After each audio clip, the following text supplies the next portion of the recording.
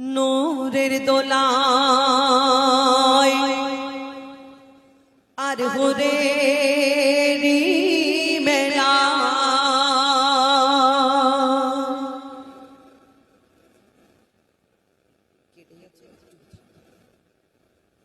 নূরের দোলায় আর হুরেরি মেলায় নূরের দোলায় আর হুরেরি মেলায় ভোরের বেলায় এলো ধরায় আমার নবী দয়াময় সারা জগৎ ঝুঁকে যায় সারা জগৎ ঝুঁকে যায় দুধের চাঁদ আমার প্রিয় মোহাম্মদ দুধের চাঁদ আমার প্রিয় মোহাম্মদ হায় তার কি সুরত যেন আবে হায়াত দু নয়নে ছলকায় মা আমিনা সেই নয়নে চুমা খায় মা আমিনা সেই নয়নে চুমা খায় নূরের দোলায় আর হুরেরি মেলায় আল্লাহ পাক কোটি কোটি মা জননীকে সৃষ্টি করে দুনিয়ার মধ্যে পাঠালেন কিন্তু আমার আপনার নবী তো জাহানের বাদশা হুজুর আকরাম সাল্লাল্লাহু আলাইহি ওয়াসাল্লাম তার আম্মা জান মা আমিনাকে এই দুনিয়ার মধ্যে শ্রেষ্ঠ করে পাঠালেন কেন কবি ছন্দের মাধ্যমে সেই সম্পর্কে আর কি লিখছে দেখুন ওই স্বর্গরানী মা জননী আমিনা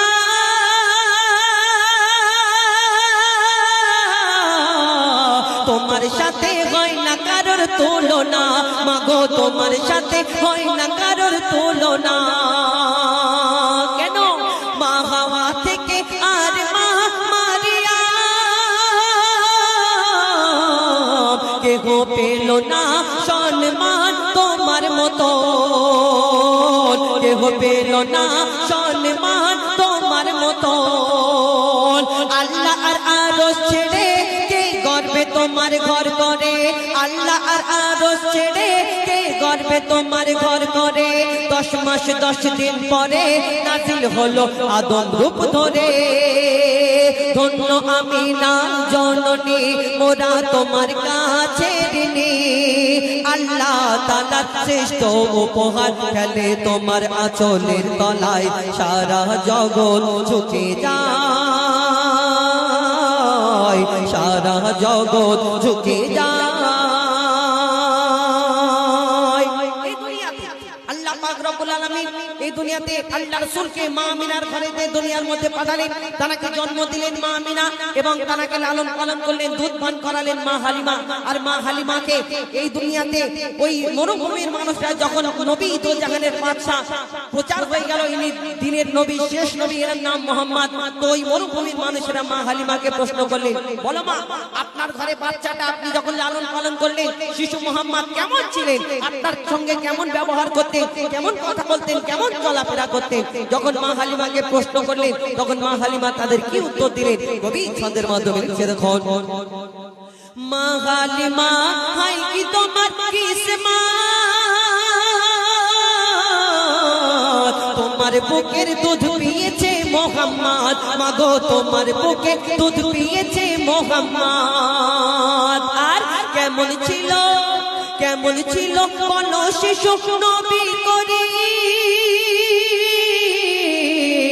তুমি লালন পালন করতে তাকে রাতে দিন মাগো লালন পালন করতে তাকে রাতে দিন তুমি তাকে জমজমেতে ধুইয়ে গা চুমে নিতাম যখন পা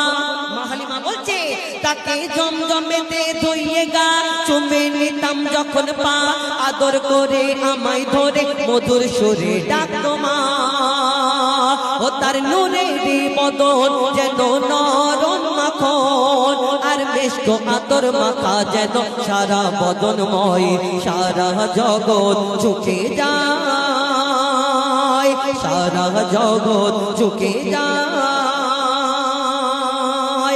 সর্বশেষ কবি নিজের মাকে উদ্দেশ্য করে বলছে এই দুনিয়াতে আমরা দেখবেন যখন বড় হয়ে যায় মায়ের গর্ভে 10 মাস 10 দিন কত কষ্ট দিই সেটা আমরা কি জানি বিশেষ করে ছেলেদের বিয়ে হওয়ার আগে অনেকজনা অনেক কিছু বুঝতে পারে না আর বিয়ে হয়ে গেলে অনেকজনা বুঝতে পারে কেন স্ত্রীর যখন বাচ্চা কাচ্চা হয় তার কতটা কষ্ট হয় সেই তার স্বামী জানে যে তাহলে আমার মায়ের কত কষ্ট হয় সেও বুঝতে পারবে এই দুনিয়াতে কিন্তু মায়ের মতো কি কষ্ট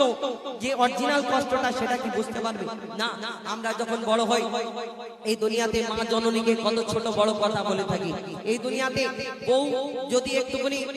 বেশি বলে যে তোমার মা এই বলেছে, তোমার মা ওই বলেছে, আমরা রাগেতে মাকে গিয়ে না খিটখিট করছো, বয়স হয়ে গেছে, একটু খিটখিটে হয়ে গেছো। না, এই দুনিয়াতে মায়ের গর্ভেতে আমরা কতদিন ছিলাম, কি করেছিলাম? একটা মানুষকে পানিতে যদি ডুবিয়ে রাখা হয় থাকতে পারবে না। এর ভিতরে, পানির ভিতরে আমরা ভেসেছিলাম। আমাদের কান, নাক, চোখ, মুখ সব বন্ধ হয়েছিল। মা যে খাবার খেত, আমরা ওই মায়ের রক্ত মাংস খেয়ে এই গর্ভেতে ওই 10 মাস 10 দিন বেঁচেছিলাম। এবং এই দুনিয়াতে যখন কত মা জননী দেখবেন হসপিটালে বাচ্চা কাচ্চা জন্ম দিতে গিয়ে কত মা জননী দুনিয়া থেকে বিদায় নিয়ে নেয়, এই দুনিয়া থেকে চলে যায়। এবং আমরা মায়ের গর্ভে কত কষ্ট দিই না। মা আমাদের যখন গর্ভে আমাদের বাচ্চা কাচ্চা মায়ের গর্ভে আসে, মা ভালো করে খায় না, ভালো করে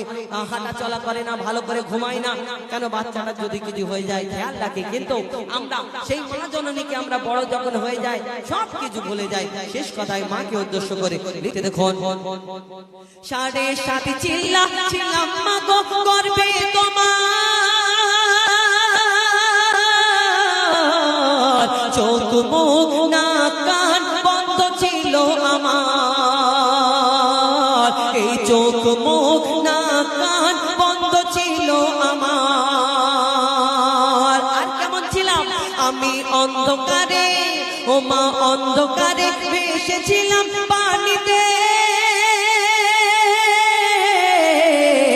কত ব্যথা দিয়েছি তোমার বাচ্চা দানিতে,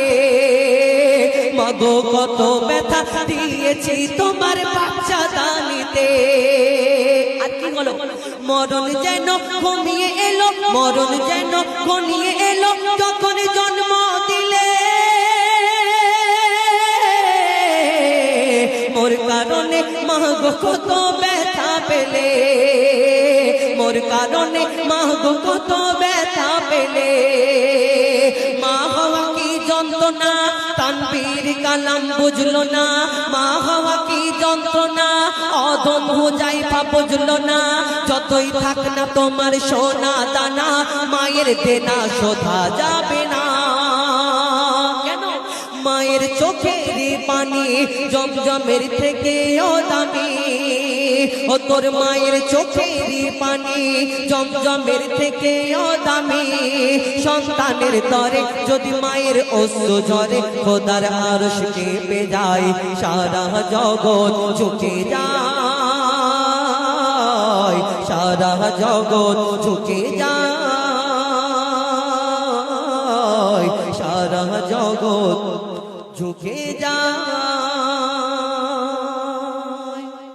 শুনে এটি ফরমাইশ মোতাবিক